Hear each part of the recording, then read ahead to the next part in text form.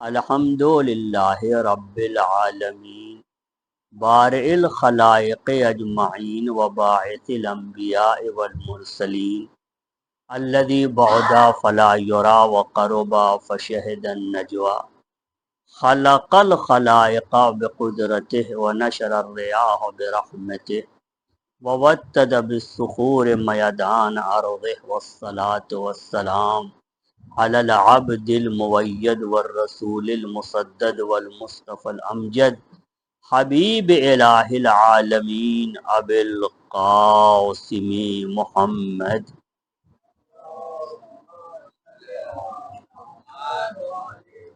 وعلی اہل بیتہ الطیبین الطاہرین المعصومین واللعنۃ الدائمۃ الباقیۃ علی اعدائہ ومنکری فضائلہم وغاصبی حقوقہم وناصبی شیعتہم من الآن الی قیام یوم الدین اما بعد فقد قال اللہ تبارک و تعالی بسم اللہ الرحمن الرحیم الرحمن علم القرآن خلق الانسان علمہ البیان۔ ایک صلوات پڑھیں محمد والا۔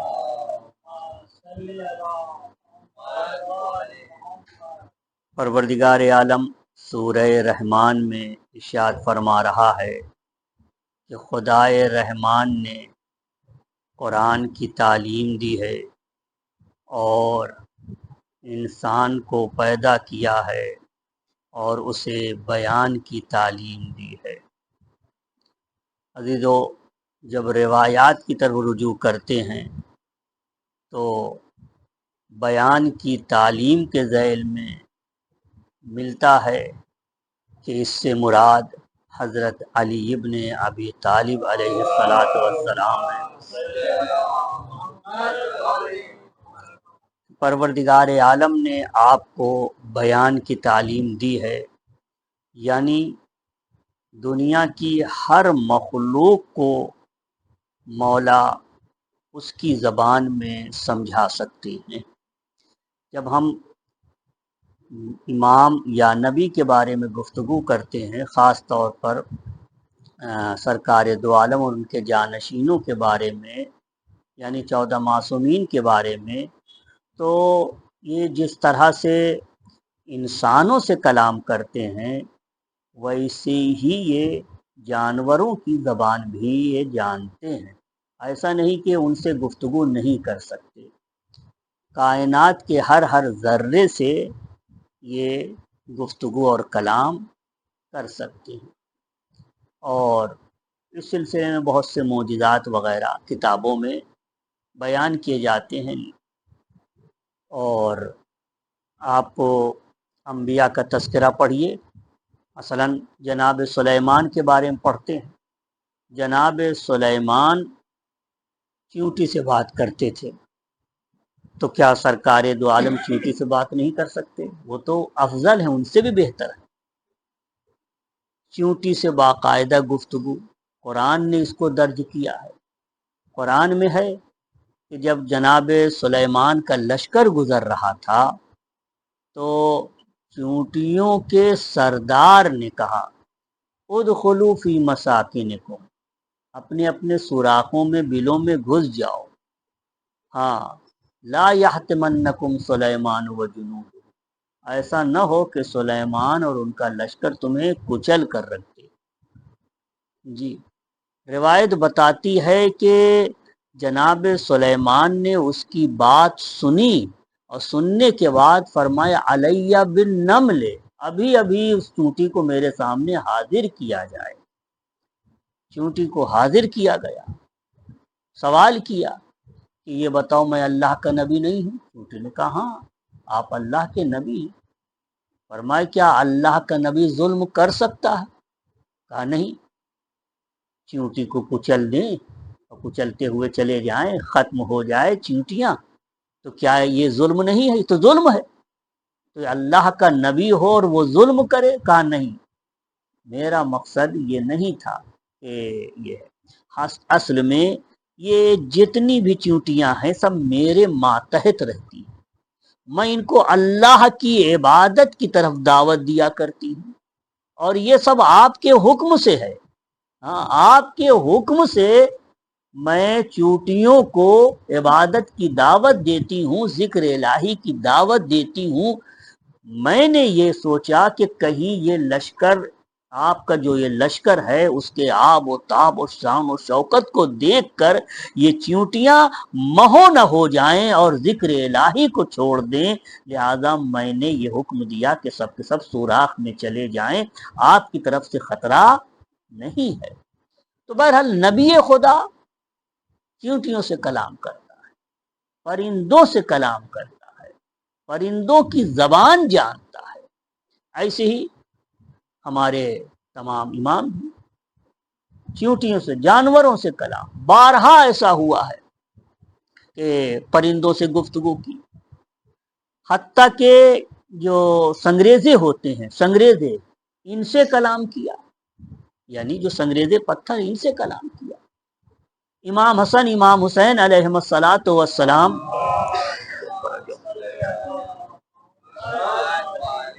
کا بچپنا ہے، اور ایک مرتبہ امام حسین گھر سے نکلتے ہیں اور مدینے کے اطراف میں ٹہلتے ہیں، ٹہلتے ٹہلتے باہر نکل جاتے ہیں، یعنی مدینے سے باہر چلے جاتے ہیں، اور جناب زہرائے مرضیہ چاہ رہی ہیں کہ کسی کو بھیجیں جو جائے حسین کو لے کر آئے، ڈھونڈ کے لے آئے۔ امام حسن کو بھیجنا نہیں چاہ رہی ہیں، اور بار بار گھر سے نکل کے مسجد نبوی آتی ہیں کہ کوئی مل جائے جس کو میں حسین کی تلاش کے لیے بھیجوں۔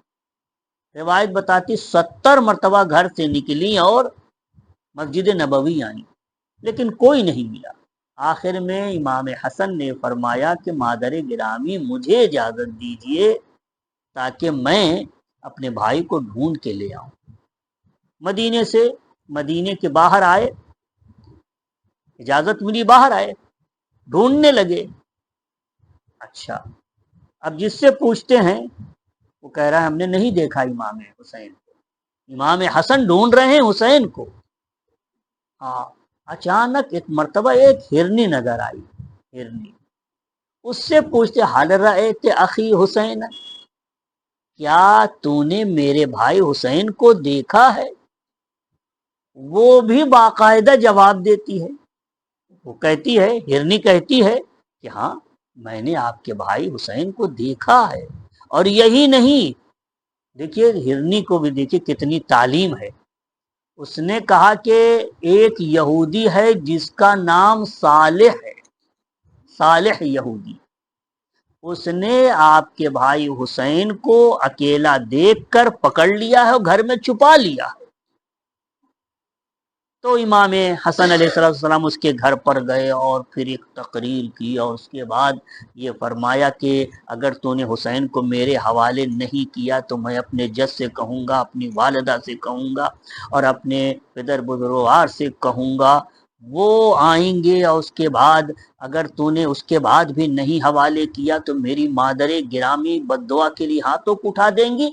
یہ عرض کرنا ہے کہ ایک جانور سے بھی گفتگو اہل بیت کرتے ہیں، لہذا لفظ البیان جو اس آیت میں آیا ہے، علمہ البیان، اللہ نے انہیں بیان کی تعلیم دی ہے۔ تو اس کے ذیل میں روایات جب نقل کی گئی تو کچھ روایتیں اس طرح کی ملتی ہیں کہ علمہم جمیع اللغات، اللہ نے معصومین کو ہر زبان عطا کی ہے، یعنی جو انسانوں کے اندر زبان ہے وہ تو ہے ہی، کوئی عربی بولتا ہے تو کوئی فارسی بولتا ہے تو کوئی رومی بولتا ہے تو کوئی کیا بولتا ہے، وہ زبانیں، اس کے علاوہ مخلوقات کی ساری زبانیں عطا کی ہیں۔ خود نہج البلاغہ میں دیکھیے، علی اختلاف نینان، مچھلیوں کے اندر جو قسمیں ہیں ان کے متعلق بھی مولا اپنا علم بتاتے ہیں، میں ان کے بارے میں سب کچھ جانتا ہوں۔ چیونٹی جو بات کرتی ہے، اپنی باتوں کو سمجھاتی ہے، دوسرے سے کس طرح سے کسی چیز کو سمجھتی ہے، اس کے بارے میں بیان فرماتے ہیں۔ فرماتے شراسیف اولائی ہی، میں چیونٹیوں کی جو زبان جانتا ہوں اپنی جگہ پہ، میں پوری چیونٹی کے جسم کے اندر کے ایک ایک عضو کو جانتا ہوں، ایک ایک عضو کو جانتا ہوں۔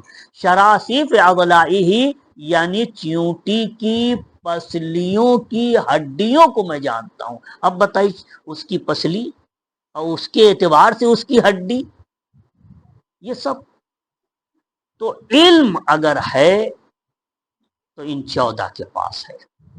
لہذا بہترین نمونہ عمل کے لیے، بہترین چیز جو ضابطہ حیات کے لیے اور زندگی کے بہترین طریقے سے گزارنے کے لیے ایک عظیم کتاب ہے جس کا نام ہے نہج البلاغہ۔ ایک صلوات پڑھیں محمد وآلہ۔ اس میں ہر چیز کی تعلیم ہے۔ ایک انسان اپنے اندر انسانیت کو پیدا کرنا چاہتا ہے، واقعی انسان بننا چاہتا ہے، تو اس کے سارے اسباب اس کے اندر ذخیرہ کر دیے گئے ہر اعتبار سے۔ خلقت کے اعتبار سے اگر سمجھنا چاہتے ہوں کائنات کیا ہے، اس کے اعتبار سے عزیزو آپ کی توجہ ہو تو انشاءاللہ میں ایک خطبے کے حصے کو بیان کرنا شروع کروں۔ آپ صلوات پڑھیں تو میں شروع کرتا ہوں۔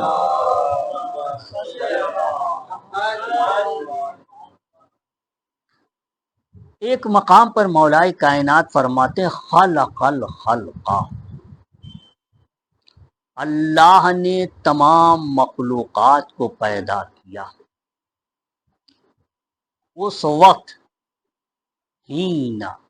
اس وقت پیدا کیا کہ کان غنی، ہر اعتبار سے اللہ بے نیاز تھا مخلوق کی خلقت سے، یعنی اللہ کو ضرورت نہیں تھی کہ وہ انسانوں کو پیدا کرے، نہیں وہ نہ پیدا کرتا، لیکن اللہ نے چاہا کہ ترقی دے۔ اگر کسی کے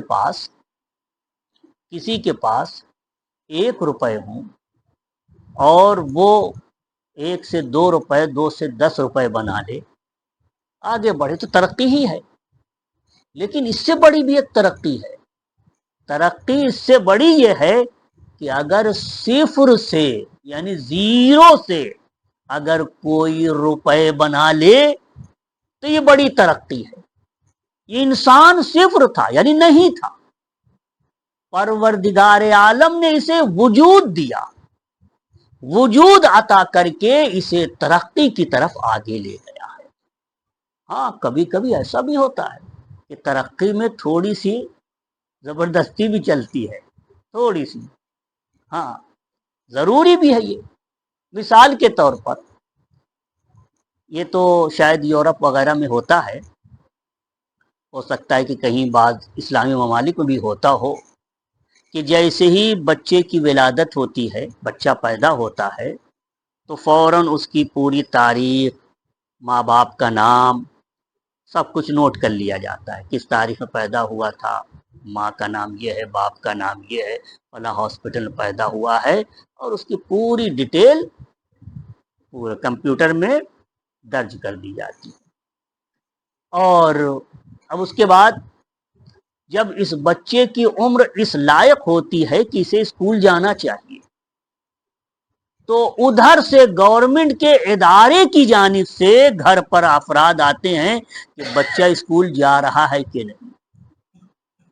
اب اگر آپ کہیں کہ نہیں مجھے نہیں بھیجنا بچے کو، اور ادھر سے یہ ہے کہ نہیں آپ کو بھیجنا پڑے گا، آپ ہمیں بتائیے کہ یہ زبردستی اچھی ہے یا نہیں؟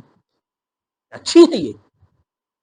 یعنی آپ کہیں میں اپنے بچوں کو نہیں پڑھوں، میرا بچہ ہے، میں نہیں پڑھانا چاہتا ہوں، اسے جاہل رکھنا چاہتا ہوں، مگر اس در سے اوپر سے یہ فورس ہے کہ کوئی بچہ جاہل نہ رہے، اس کو اسکول جانا چاہیے۔ تو یہ چیز ایک ایسی ترقی ہے کہ ماں باپ اگرچہ بھی نہ چاہیں تب بھی یہ انسانی عقل کے اعتبار سے ایک بہترین چیز ہے۔ پروردگار عالم نے انسان کو وجود دیا اور چاہا کہ یہ انسان آگے بڑھے، ترقی کرے۔ عزیزو یہ ترقی نہایت عمدہ چیز ہے، بہتر ہے، اور انسان کو آگے بڑھنا چاہیے۔ ہاں جہالت کو ختم کرنا چاہیے. بہت سی چیز جو انسان نہیں چاہتا، مگر یہ نہیں کہ وہ نہ چاہنا ہی بہتر ہے، نہیں نہیں، وہ بہتر نہیں ہے. ایک انسان، یہ بمبئی میں بہت زیادہ ہوتا ہے جناب، کوئی ایسا پل ہے، کوئی ایسی جگہ ہے کہ جہاں پہنچتے ہیں وہاں جا کے ایک مرتبہ اوپر سے اپنے گرا دیتے ہیں، خودکشی کرتے. خودکشی کے لیے ایک مثلاً اترا اپنی گاڑی سے، یا مثلاً گیا وہاں پہ، اور اس نے چاہا کہ ہم خودکشی، ادھر ادھر دیکھا کوئی نظر نہیں آیا، بس اس نے اسی پل سے جمپ لگانا چاہا. اور اگر اسی وقت کوئی آ جائے اس کو پکڑ لے، نہ گرنے دے، بچا لے، تو یہ کام اچھا ہے کہ خراب ہے؟ اچھا کام ہے. ایسے ہی ہے، پروردگار عالم نے انسانوں کے لیے انبیاء کا انتظام کیا ہے، نبیوں کو بھیجا ہے، نبیوں کے جانشین کو بھیجا ہے، تاکہ انسان جہالت کی خودکشی میں نہ چلا جائے، اور ایسا نہ ہو کہ انسان جانوروں جیسی زندگی گزارے. ان کی نجات کے لیے چنانچہ امام حسین علیہ السلام کے لیے ملتا ہے. اور آپ لوگ برابر پڑھتے بھی ہیں، ہر سال زیارت اربعین پڑھتے. اربعین کی زیارت میں یہ جملہ آیا ہے، اربعین کی زیارت میں ہے کہ امام حسین علیہ السلام نے قربانی کیوں دی، شہادت کیوں پیش کیا. لِيَسْتَنْقِذَ عِبَادَكَ مِنَ الْجَهَادَةِ، معبود اس لیے قربانی پیش کی ہے تاکہ تیرے بندوں کو جہالت سے نکال کر علم کی طرف لے آئے. لِيَسْتَنْقِذَ عِبَادَكَ مِنَ الْجَهَالَةِ وَحَيْرَةِ الضَّلَالَةِ، تاکہ تیرے بندوں کو گمراہی سے نکال کر اور حیرت سے نکال کر ہدایت کی طرف لے آئے. تو عزیزو، یہ ائمہ طاہرین کا مقصد ہوتا ہے. ایک صلوات پڑھیں محمد وآل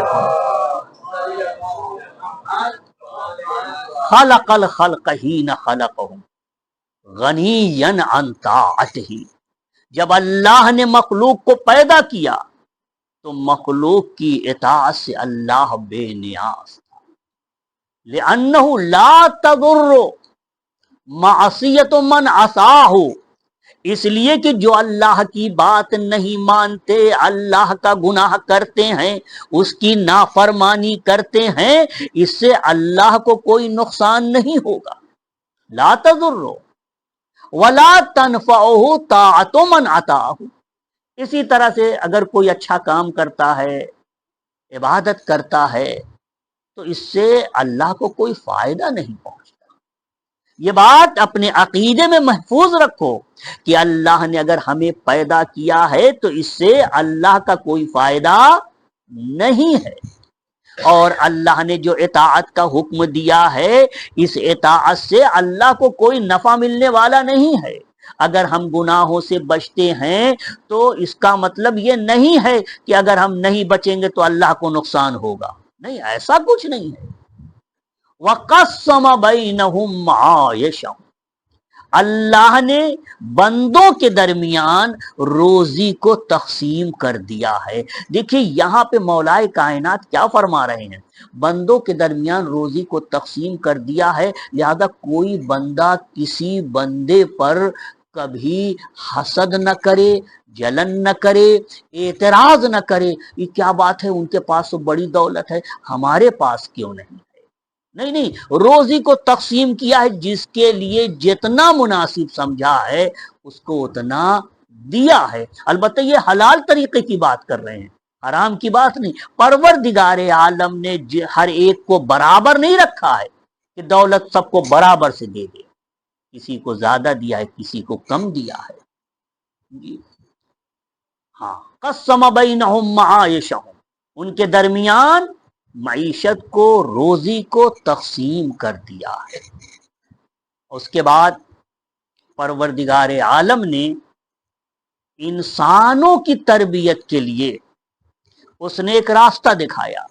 کہا دیکھو، اگر تم اچھے بننا چاہتے ہو، کہ انسان بننا چاہتے ہو، تو ایک ایسے شخص کی تربیت اختیار کرو جو ہمارے جانب سے، جس کو ہم نے بھیجا ہے، یعنی نبی کی تربیت میں آؤ. امام کی تربیت میں آؤ، ان کی باتوں کو قبول کرو۔ فرماتے فالمتقون ہم اہل الفضائل، جو اپنے اندر انسانیت کی صفت لے آئیں اور اپنے آپ کو صحیح انسان بنا لیں، وہی فضیلتوں کے مالک ہوتے ہیں۔ فضیلتیں کن کے لیے ہے؟ کن لوگوں کے لیے ہے؟ جو اپنے آپ کو واقعی انسان بنا لیں۔ ہاں، ہم اہل الفضائل، فضیلتوں کے مالک وہی ہوتے ہیں جن کے اندر صحیح انسانیت ہوتی ہے۔ لہذا ان کے اندر انسانیت میں کیا کمال ہے؟ زبان کے اعتبار سے ان کے اندر کمال پایا جاتا ہے، وہ گفتار کے اعتبار سے بھی کمال رکھتے ہیں۔ آنکھ کہاں استعمال ہونا چاہیے، اس کے اعتبار سے ان کے اندر کمال پایا جاتا ہے۔ ہاتھوں کو کہاں بڑھنا چاہیے، قدم کس طرف آگے بڑھیں۔ انسان اپنی زندگی میں جن جن چیزوں سے دوچار ہوتا ہے، اس کا کیا نظام رکھا گیا، اللہ نے کیا نظام رکھا ہے، اس اعتبار سے فرمایا منطقہم الصواب۔ اگر انسان صحیح انسان ہے تو اس کی بات ہمیشہ صحیح ہوگی، حق بجانب ہوگی۔ منطقہم الصواب۔ ملبسہم الاقتصاد، انسان جب لباس بھی پہنے تو کبھی دکھاوے کے لیے نہ پہنے۔ ملبسہم الاقتصاد، وہ لباس بھی ایسا پہنے کہ اس میں بھی میانہ روی ہو، درمیانی طریقہ ہو۔ بہت ہائی فائی لباس بھی نہ پہنے اور بالکل فٹیچر بھی نہ بنا رہے، معلوم ہوا کہ جناب بالکل خراب ہٹا ہوا لباس، ایسا بھی نہ ہو۔ ملبسہم الاقتصاد، لباس کے اعتبار سے بھی انسان اسراف نہ کرے، زیادتی نہ کرے، اور اس میں بھی درمیانی راستے کو رکھے۔ ملبسہم الاقتصاد۔ مشیہم التواضع، صحیح انسان جب چلتا ہے تو چلنے میں بھی تواضع نظر آتا ہے، اکڑ کے نہیں چلتا۔ اکڑ کے چلے گا کیا کر لے گا؟ فرض کہ ایک آدمی اکڑ کے چلتا ہے، زمین پہ دھمک مار کے چلتا ہے، خوب سینہ نکال کے زمین پہ زور دو تو کیا ہوگا؟ کیا زمین پھٹ جائے گی؟ اکڑ کے چلے گا خوب سینہ نکال کے تو کیا لمبائی میں پہاڑ کے برابر ہو جائے گا اور اونچا ہو جائے گا؟ کیا ہوگا؟ مشیہم التواضع، غض ابصار عما حرم اللہ علیہم، صحیح انسان وہ انسان ہے کہ جب راستہ چلے تو نگاہوں پہ بھی کنٹرول ہو، اپنی آنکھوں پہ بھی کنٹرول ہو، جدھر نہیں دیکھنا چاہیے ادھر نہ دیکھے، اپنی آنکھوں کو حرام سے محفوظ رکھے۔ حرم اللہ، اپنی آنکھوں کو محفوظ رکھے۔ غض ابصار عما حرم اللہ علیہ، اگر انسان مولائے کائنات کی جملوں کے ذریعے سے اپنی آپ کی اصلاح کر لے تو واقعاً ایک بہترین انسان بن جائے، معاشرے میں رہنے والا ایک اچھا انسان ہو، اس سے معاشرے پہ کتنا اچھا اثر ہوگا کہ انسان گفتار میں بھی ٹھیک ہے، رفتار میں بھی ٹھیک ہے، نگاہوں کے اعتبار سے بھی ایک صحیح انسان ہے کہ حرام کی طرف نظر نہیں ڈالتا۔ فرماتے ہیں کہ ہر مفید بات، فائدے مند بات کو سننے کے لیے آمادہ ہو۔ وقفوا اسماعہم علی العلم النافع لہم، ایسا علم جو اس کو نفع دے، دنیا میں بھی فائدہ دے اور آخرت میں بھی فائدہ دے، ایسا علم جس میں انسان معاشرے میں رہے تو ایک اچھا انسان کہلائے، ایسے علم کے لیے اپنے کانوں کو وقف کر دے۔ وقفوا اسماعہم علی العلم النافع لہم، نزلت انفسہم فی البلاء کاللتی نزلت فی الرخاء، فرمایا اپنی زندگی کو ایسا بنا لے کہ مشکلات میں بھی اور آسانیوں میں بھی برابر کی زندگی گزارے۔ ہاں، کبھی ایسا ہوتا ہے کہ انسان کے پاس جب دولت ہے تو خوب کھاتا پیتا، خوب اڑاتا ہے۔ ہاں، اب روزانہ مرغ ہے تو گوشت ہے تو ادھر گھومنے چلے جا رہے تو ادھر یہ، اب عیش و آرام، ہر یعنی کوئی بھی ایسی چیز نہیں جس سے وہ فائدہ اٹھا سکتا ہو اور اس میں پیسے کو خرچ کر کے اسراف نہ کرے۔ ہر چیز میں وہ اسراف کرنے لگتا ہے. کبھی ایسا بھی ہوتا ہے. لیکن ایسے انسانوں کے لیے مشکل یہ ہے کہ جب خدا نخواستہ کوئی ایسی بات ہوتی ہے جس میں مشکلات کا شکار ہو گیا، جاب چھوٹ گئی، پیسہ لٹ گیا، کہیں سے کوئی بات ہو گئی، تو اب پریشان ہو جاتا ہے. کہا تمہیں پتہ نہیں میں آج کل بہت پریشان ہوں، میرا پیسہ ختم ہو گیا اور فلاں جگہ میں لٹ گیا اور یہ ہو. لیکن اگر انسان، مولا فرماتے ہیں نزلت انفسهم فی البلاء کالتی نزلت فی الرخاء، اپنے آپ کو مشکلات میں اور اچھے حالات میں برابر سے رکھتا ہے. ایک اچھا انسان جو اہل بیت کی تربیت میں ہو، اس کے لیے وہ زندگی جو آسانی والی زندگی ہے، جس میں فراخی ہوتی ہے، جس میں پیسے ہوتے ہیں، اس میں بھی زیادہ اتراتا نہیں ہے. اپنے آپ کو لے دے کے بالکل محفوظ رکھتا ہے. اور ایسے انسان میں یہ خوبی ہے کہ جب مشکلات آتی ہے تو آرام سے صبر کر لیتا ہے، کوئی دشواری نہیں ہوتی. فرماتے ایسی زندگی گزارو. کتنی بہترین کتاب ہے یہ نہج البلاغہ. اگر ہم ان جملوں کی تفصیل پڑھیں، تشریح پڑھیں اور معصوم کے ارشادات کو بیان کریں تو ایک وسیع خزانہ ہے کہ جس کی طرف ہم اور آپ بڑھ سکتے ہیں. ایسا ہے کلتی نزلت فی الرخاء ولولا العجل الذی کتب اللہ علیہم. اگر انسان اچھی زندگی گزارنے لگے، اہل بیت کی باتوں پہ عمل کرنے لگے، مولا علی کی باتوں پہ عمل کرنے لگے، تو یاد رکھو یہ انسان ایک ایسا انسان بن جائے گا، ایک ایسی تربیت یافتہ شخصیت ہو جائے گی کہ اللہ نے جو ہر انسان کے لیے ایک مدت رکھی ہے، کسی کو 50 سال زندہ رہنا ہے، کسی کو 60 سال، اگر یہ بات نہ ہوتی تو ہر انسان اس بات کے شوق میں کہ جنت میں جانا ہے، جنت کے شوق میں اس کی روح پرواز کر جاتی. مگر ایک مدت ہے، اس مدت تک اس کو زندگی گزارنا ہے، اس کے بعد اس کو دنیا سے جانا ہے. اگر صحیح انسان بن جائے تو جنت کے شوق میں روح نکل جائے اس کے جسم سے، اس قدر اپنے آپ کو سنوار کے بہتر بنا سکتا ہے انسان. ایک صلوات پڑھیں محمد والے.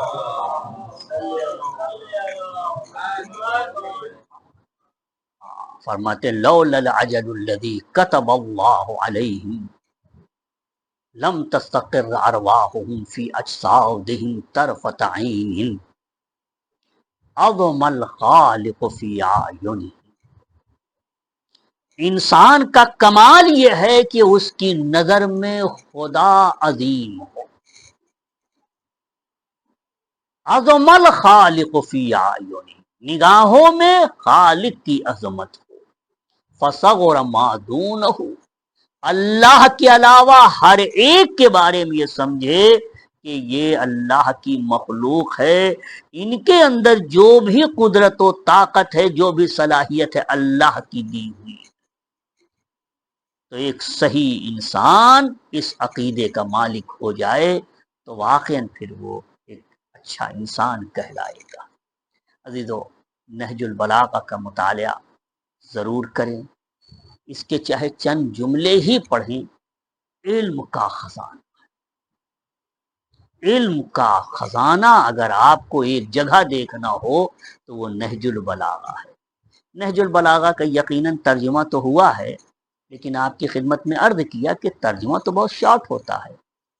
ترجمہ آپ دیکھ لیجئے کہ فرض کیجئے کہ اگر 500 700 800 ایسے ہی 700 800 پیج ہے، شاید اس سے کچھ کم ہی ہو، اتنے ہی پیج ہیں، تو اسی کے اندر اس کو عربی بھی رکھنا، اسی میں ٹرانسلیٹ بھی رکھنا ہے. زیادہ بول بڑھا دیں گے، زیادہ گفتگو ہوگی، زیادہ اس کے بارے میں ڈیٹیلز بیان کریں گے تو کم از کم 2-3 جلدیں آگے بڑھ جائیں گے.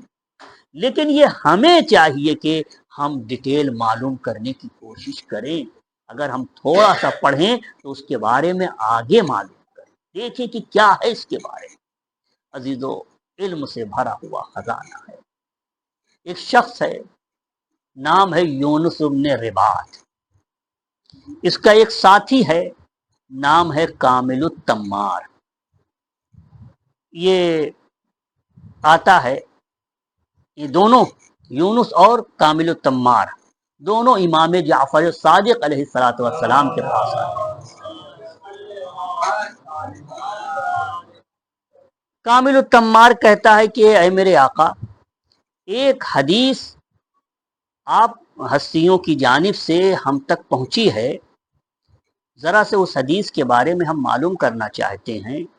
حدیث یہ ہے کہ رسول خدا کا جب آخر وقت ہوا تو اس وقت مولا علی کو قریب بلایا اور حضرت علی کے کان میں کچھ باتیں بتائیں، اور اس کے بعد مولا علی جب ہٹے تو لوگوں نے پوچھا کہ آخر وقت میں پیغمبر نے آپ کو قریب بلا کے کان میں کیا کہا؟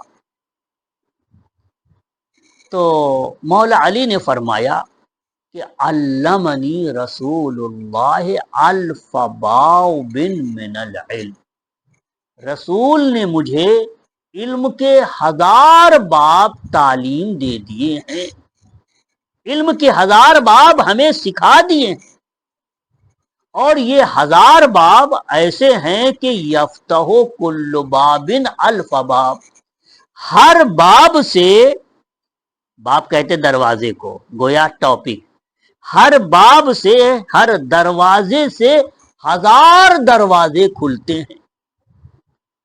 تو اے میرے آقا، 1000 باب اور ہر باب سے 1000 باب، 1000 ٹاپک اور ہر ٹاپک سے 1000 ٹاپک، اس کا مطلب یہ ہوا کہ کم از کم 10 لاکھ تو ہونا چاہیے۔ اگر 1000 کو 1000 میں ملٹیپلائی کریں تو غالباً 10 لاکھ ہوتا ہے، ٹھیک؟ تو اتنا ہونا چاہیے۔ تو یہ بتائیے کہ کیا یہ حدیث صحیح ہے؟ چھٹے امام سے پوچھ رہا ہے، یونس ابن رباط اور کامل التمار یہ دونوں موجود ہیں۔ کامل التمار کا سوال ہے، حضرت نے فرمایا کہ ہاں ایسا ہی ہے، اسی طرح سے۔ تو ایک مرتبہ یہ کامل کہتا ہے کہ میرے آقا، کیا آپ کے شیعوں تک وہ سارے احادیث اور روایات پہنچ چکے ہیں؟ ساری روایتیں، ساری حدیثیں آپ کے شیعوں تک پہنچ چکی ہیں؟ فرمایا بابن او بابان، کیا معلوم کرنا چاہتے ہو کہ ہمارے شیعوں تک؟ فرمایا ایک باب یا 2 باب کا کچھ حصہ۔ اس نے کہا میرے آقا، اتنے 1000 باب میں سے آپ کے پورے شیعوں میں اتنے 1000 ٹاپک میں سے صرف 1-2 ٹاپک پہنچا ہے، 1-2 دروازہ علم کا پہنچا ہے۔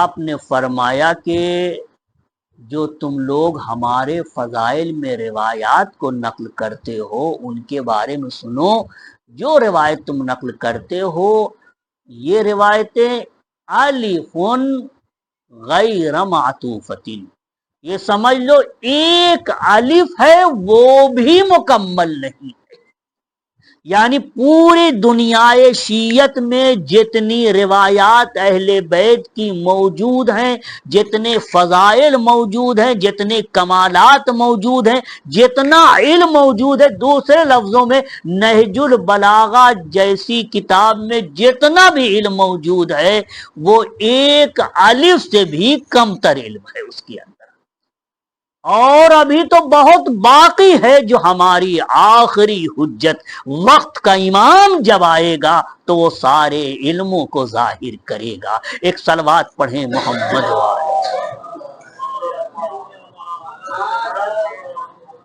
ایسا ہی ہے، بہت بڑا خزانہ ہے یہ نہج البلاغہ، بہت بڑا خزانہ۔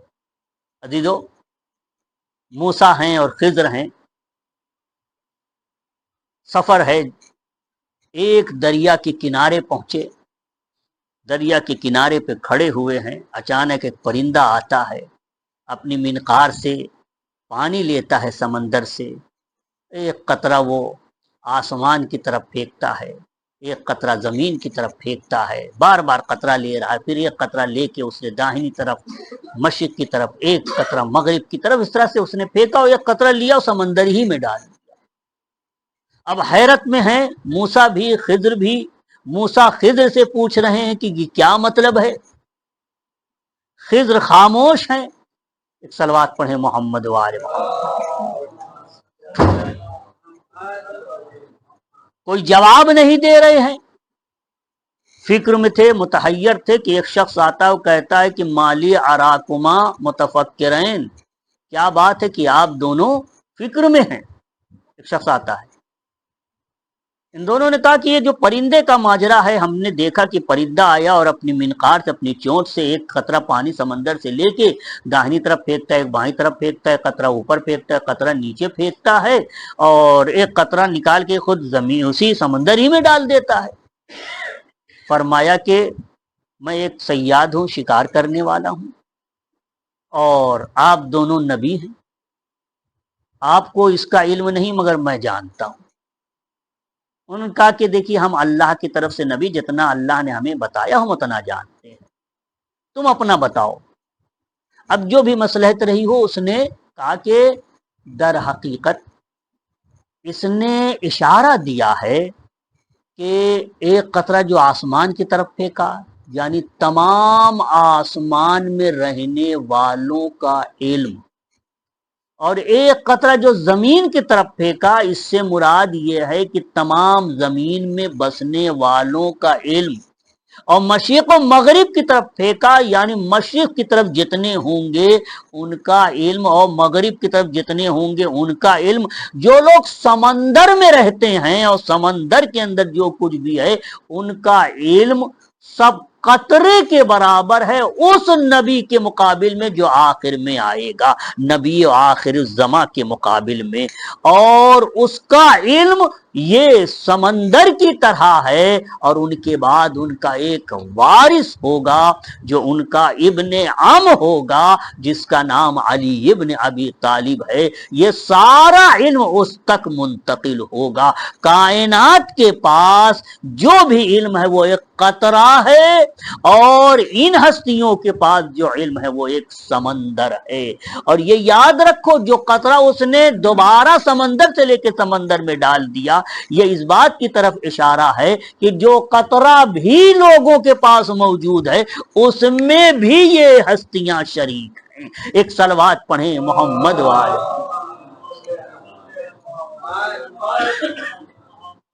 اب موسیٰ کہتے ہیں کہ جب اس نے یہ بیان کیا تو پھر ہم لوگ خاموش ہو گئے، اور پھر ہم نے یہ سمجھا کہ ہمارا علم تو کچھ بھی نہیں. خضر نے کہا ہمارے پاس تو کچھ بھی علم نہیں ہے. موسیٰ نے کہا میں اولو العزم پیغمبر ہو کے بھی میرے پاس وہ علم نہیں ہے. ابھی یہی گفتگو ہو رہی تھی، ایک مرتبہ وہ صیاد غائب ہو گیا، وہ شکار کرنے والا غائب ہو گیا. تو اب یہ موسیٰ کہتے ہیں کہ میں نے سمجھ لیا کہ یہ اللہ کی جانب سے ایک فرشتہ تھا جس نے ہمیں یہ تعلیم دی کہ ہم اپنے علم کو زیادہ نہ سمجھیں، بلکہ نبی آخر الزماں اور ان کے وسیع علی ابن ابی طالب ہی علم کا مرکز ہے، علم کا خزانہ ہے. ہاں عزیزو، یقیناً ہمیں اور آپ کو ایک واقعی انسان اور صحیح انسان بننے کے لیے، انسانیت کو اپنے اندر لانے کے لیے، زبان کو بھی، آنکھوں کو بھی، اعضاء و جوارے کو بھی صحیح تربیت میں ڈھالنے کے لیے نہج البلاغہ جیسی کتابوں سے متمسک ہونا چاہیے. عزیزو، آج جناب حبیب ابن مظاہر کا تذکرہ کرنا ہے. واقعاً جسے یہ علم دے دیں اور جنہیں یہ لقب دے دیں. دیکھیے ہم اور آپ تو ایک دوسرے کو خوب عالم کہتے ہیں، فلاں عالم، فلاں مولانا، اور یہ وہ اتنے القاب آپس میں ایک دوسرے کو دے چکے ہیں کہ اگر امام زمانہ آ جائیں تو ان کے لیے کوئی لقب باقی ہی نہیں رہا جو ہم لوگوں نے آپس میں استعمال کر ڈالا. اب ان کے لیے تو کچھ ہے ہی نہیں. عالم کہنا تھا تو ہم لوگ کہلا چکے، علامہ تو وہ سب ہم ہی لوگ ہیں، اور ہم ہی میں عالم بھی ہیں، ہم ہی میں سب کچھ ہیں. سمجھ گئے؟ ہم ہی میں خطیب بھی ہیں، حجت الاسلام بھی ہیں، سارا سب کچھ تو ہمارے اندر بڑھ گیا. اب وقت کا امام آئے گا تو کون سا لقب ان کو دیا جائے گا، یہ تو بچا ہی نہیں ہے. عزیزو، سب سے زیادہ علم ان کے پاس ہے. اگر یہ کسی کو عالم کہہ دیں تو اس سے بڑا پھر کائنات میں کوئی عالم نہیں ہے. ایک صلوات پڑھیں.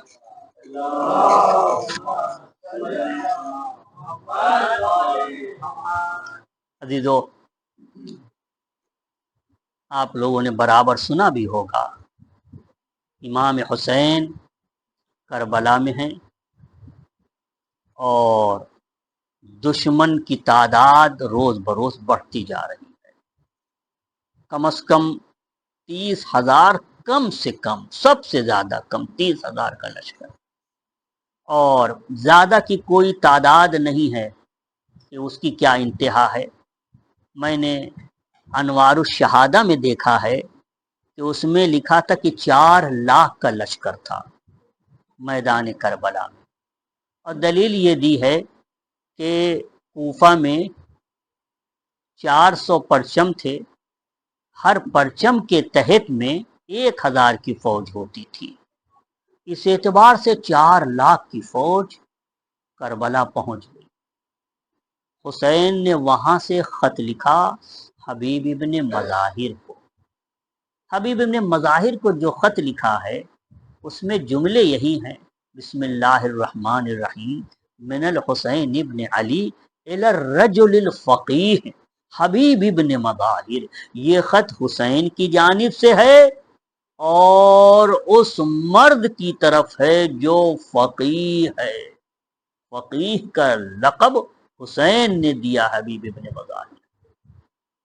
اور ایک مرتبہ اس میں لکھتے ہیں: اے حبیب انت اعرف بنا، تم ہمارے متعلق اچھی طرح سے جانتے ہو، اہل بیت کی معرفت تمہیں بہتر طریقے سے ہے، تبھی تو تم فقیہ ہو.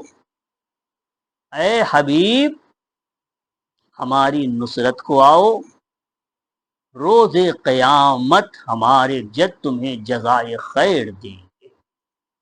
یہ خط کوفہ پہنچتا ہے. جس وقت کوفہ پہنچتا ہے یہ خط، حبیب اپنی زوجہ کے ساتھ دسترخوان پہ ہوتے ہیں. ایک مرتبہ زوجہ یعنی بیوی کے گلے میں کھانے کا لقمہ پھنس جاتا ہے.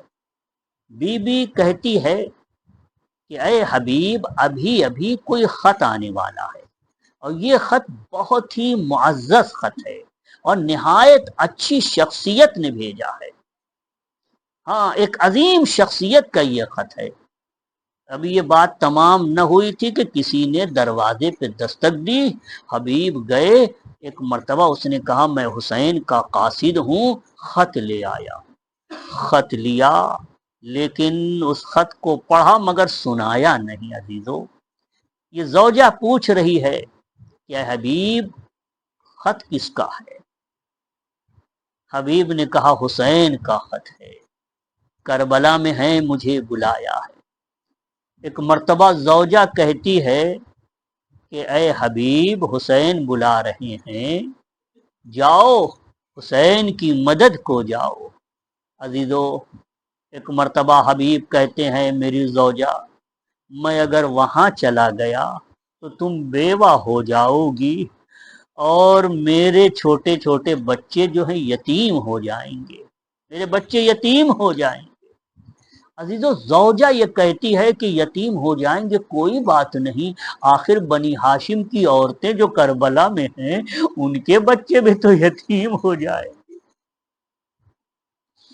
اور اگر وہ بیوہ ہو گئی تو میرے لیے کون سی بڑی بات ہے. عزیزو، تیار کیا. ویسے وہ خود بھی امتحان لے رہے تھے اپنی زوجہ کا. ایک مرتبہ حبیب تیار ہوئے. زوجہ نے کہا اے حبیب جب حسین کے پاس پہنچنا، حسین کے ہاتھوں کا بوسہ میری جانب سے لے لینا. ہاں عزیزو، حبیب پہنچتے ہیں. کربلا میں حسین ایک پرچم حبیب کے لیے رکھتے کہتے ہیں کہ میرا بچپن کا ساتھی آئے گا، یہ پرچم اسے دوں گا۔ عزیز و حبیب پہنچے ہیں، لیکن جب حبیب کے آنے کی خبر خیمے میں پہنچی تو ایک مرتبہ زینب نے فضہ کو بلایا، اے فضہ، میں نے سنا ہے کہ میرے بھائی کا بچپن کا ساتھی حبیب آیا ہے۔ فضہ نے کہا ہاں ایسا ہی ہے۔ فرمایا جاؤ، ابھی جاؤ، حبیب کو میرا سلام کہنا اور ان سے یہ کہہ دینا کہ علی کی لاڈلی زینب تمہیں سلام کہتی ہے۔ ہاں عزیزو، فضہ آتی ہیں، اپنی شاہزادی زینب کا سلام نقل کرتی ہیں۔ عزیزو کیسے جواب دیا ہے آپ ذرا سن سکیں گے، کس طرح سے حبیب نے سلام کا جواب دیا ہے، کیسے جواب دیا ہے۔ زمین سے مٹی اٹھا اٹھا کر اپنے سر پر ڈالتے جاتے تھے، منہ پہ تماچے مارتے جاتے تھے اور کہتے تھے اللہ یہ زمانہ آ گیا ہے، یہ انقلاب زمانہ، کہاں علی کی بیٹی زینب اور کہاں میں، وہ مجھے سلام کہلائے۔ ہاں عزیزو یہ ہے حبیب، حبیب آ گئے، حبیب مولا کے پاس ہیں، لیکن حبیب کی تمنا ہے میں جلد از جلد اپنے مولا کے قدموں پہ اپنے آپ کو قربان کر دوں۔ ہاں عزیزو مولا سے کہتے ہیں اے میرے آقا مجھے جہاد کی اجازت دیجیے، ابھی گفتگو ہو رہی تھی، نماز کا وقت آ گیا۔ ایک مرتبہ آپ نے فرمایا حبیب مہلت لے لو، نماز ادا کریں۔ عزیزو ایک مرتبہ حسین بن نمیر کہتا ہے اے حبیب نماز پڑھ لو، حسین بھی نماز پڑھ لیں، مگر یہ نماز قبول نہیں ہے۔ عزیزو حبیب کو غصہ آیا، ایک مرتبہ فرمایا اے ملعون تیری نماز قبول ہے اور یہ حسین کی نماز قبول نہیں ہوگی۔ ایک مرتبہ یہ کہہ کے تلوار لے کر حملہ کیا۔ عزیزو جب حملہ کیا حسین سے مخاطب ہوئے میرے آقا اس نے بڑی جسارت کر دی ہے، اس نے بڑی گستاخی کی ہے، میں ابھی اس کو سزا دیتا ہوں۔ عزیزو تلوار سے حملہ کیا، اس نے راہ فرار اختیار کی۔ ایک مرتبہ فوج یزیدی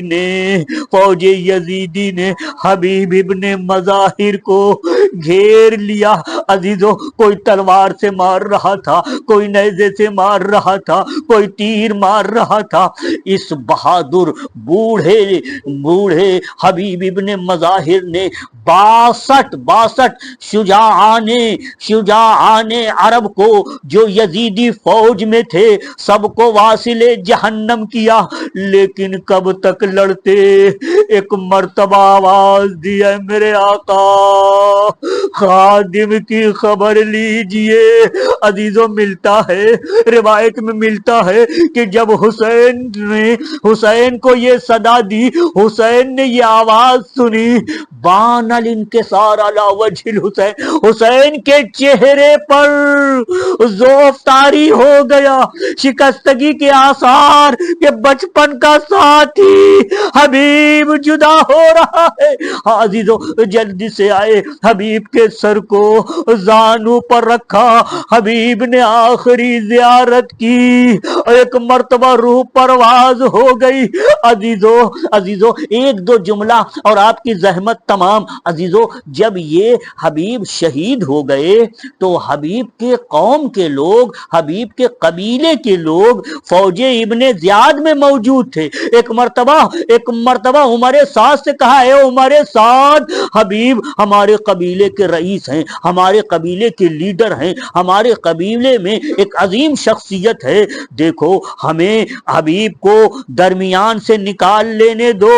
دیکھو حسین کی لاش پہ تو تم گھوڑے دوڑا سکتے ہو، تم تمام شہیدوں کی لاش پہ تو گھوڑے دوڑا سکتے ہو، اس میں حبیب ابن مظاہر موجود ہے، اگر حبیب کی طرف گھوڑا گیا تو ایک دوسری جنگ یہاں پہ ہوگی، اے عمر سعد ہم تجھ سے جنگ کریں گے۔ عمر سعد ایک مرتبہ ڈر گیا، اجازت دی کہ اے حبیب کے قبیلے والو جاؤ حبیب کو حسین کے اس چاہنے والے کو درمیان سے نکال لے جاؤ، میدان سے لے جاؤ۔ میں ہاتھ جوڑ کر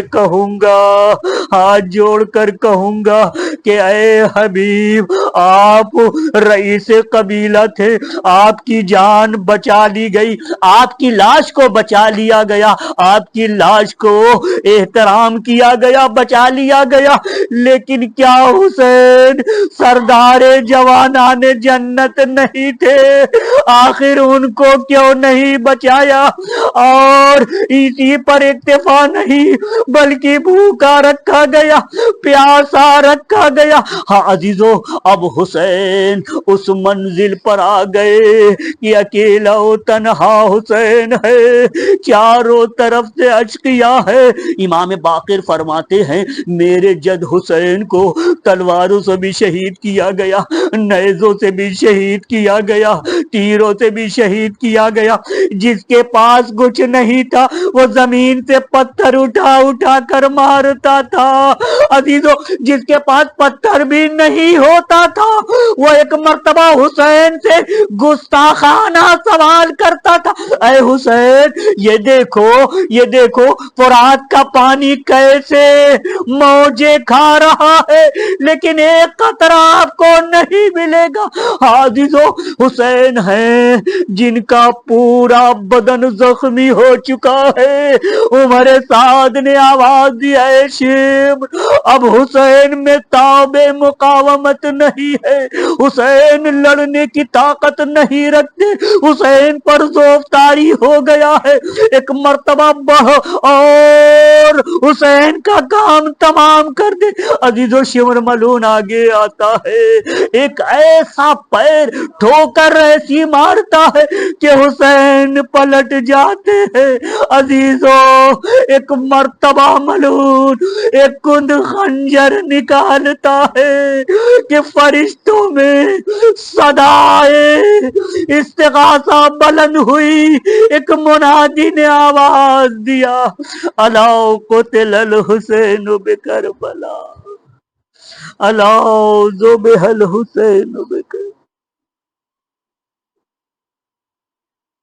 الا لعنت اللہ علی القوم الظالمین وسيعلم الذين ظلموا أي منقلب ينقلبون۔ معبود، اس عبادت کو قبول فرما، تو عالم الغیب و شہادہ ہے، ہر دل کی خبر رکھتا ہے، تجھے واسطہ محمد و آل محمد کی عظمتوں کا، یہاں سے کسی کو محروم واپس نہ فرما، ہر ایک کی پریشانیوں کو دور فرما، جو مقروض ہیں ان کے قرضوں کو ادا فرما، جو بے اولاد ہیں انہیں صاحب اولاد فرما، ہماری اولاد کو نیک بننے کی توفیق عنایت فرما، آخرت میں ہماری بخشش کا ذریعہ قرار دے۔ معبود، اہل بیت کے نورانی کلمات کی نورانیت کو ہمارے دلوں میں عنایت فرما۔ معبود، مریضوں کو شفائے عاجل مرحمت فرما، بے روزگاروں کو روزگار عنایت فرما، جن کے روزگار میں برکت نہیں برکت عنایت فرما۔ معبود، جہاں کہیں بھی شیعان حیدر کرار ہیں ان کی جان، مال، عزت و آبرو و ناموس کی حفاظت فرما، وقت کے امام کے ظہور میں تعجیل فرما، حضرت کا ظہور ہم سب کے حق میں عافیت قرار دے۔ اللہم صلی علی محمد و آل محمد وعجل فرجہ۔